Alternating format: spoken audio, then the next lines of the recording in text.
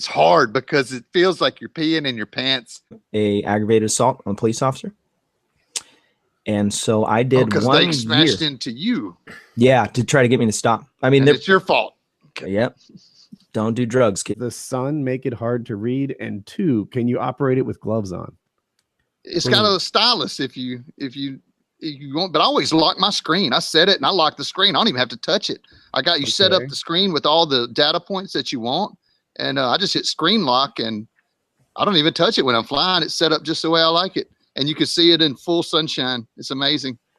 Oh, okay. Got a long battery life too. I'm very pleased with it. I just don't have experience with any other instrument to compare it to, but it's done everything I've asked for it.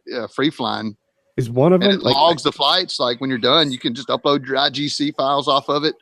It's Robert says, Flymasters. My life. He's like, would you like to say that prayer? And then I remembered the week before that I had said, God, if you're real, show me. And then all of a sudden, not a coincidence, bro. From that point on, I was like, okay, I better take this serious. Like this whole heaven, hell, God, devil. I'm gonna look into it. And I'm telling you, man, took me down a rabbit trail, and I've never been the same. Never been. No drugs ever since. No alcohol. No, I don't even.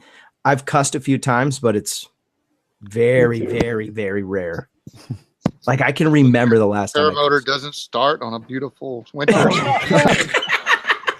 I tell you, the first time you use a P tube, it's hard because it feels like you're peeing in your pants, and it's hard to do. I tried to do that one time at the mountain. I didn't put on a P tube. I was going kind of for a long ridge shorn flight. And I actually assumed the position and looked up, and there was a girl flying in front of me. I was like, "Oh no, sorry, better not turn that off." Right? No. They went around to like this real sketch launch. The wind was coming kind of cross at the regular launch, and they went to a secret launch around the corner of the mountain where the grass was 6 feet tall, and there was a cliff. And I was strapped into my gear on the launch, and they were all just like had theirs in the bag still.